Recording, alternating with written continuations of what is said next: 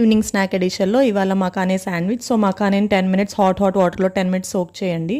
ఈలోపు బ్రెడ్ని నీట్గా రౌండ్గా స్లైసెస్ కట్ చేసేసుకోండి అనమాట. మకానే సోక్ అయిపోయినాక దాంట్లో మీకు నచ్చిన వెజ్జీస్ వేసేసుకుని కొంచెం కొత్తిమీర, పుదీనా, అలాగే సాల్ట్, కారం, గరం మసాలా వేసుకున్నాను. 3 స్పూన్స్ ఆఫ్ రైస్ ఫ్లోర్ బీపిండి వేసుకుని నీట్గా మిక్స్ చేసేసుకున్నాను. ప్యాన్కి లైట్గా ఆయిల్ రాసి టిక్కీస్ లాగా చేయండి అనమాట.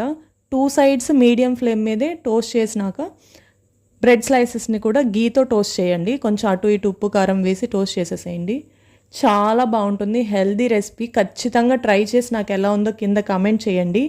గీ టోస్ట్ చేసినాక ఈ బ్రెడ్ స్లైసెస్లో ఒక స్లైస్ మీద నీట్గా టొమాటో కెచప్ రాసుకుని ఆనియన్ పెట్టుకోండి. దాని మీద టిక్కీ పెట్టి మళ్ళీ ఇంకో స్లైస్ ఆఫ్ బ్రెడ్ మీద కూడా సాస్ రాసుకుని శాండ్విచ్ లాగా పెట్టుకొని మీకు కావాలంటే చీజ్ కూడా వేసుకోవచ్చు.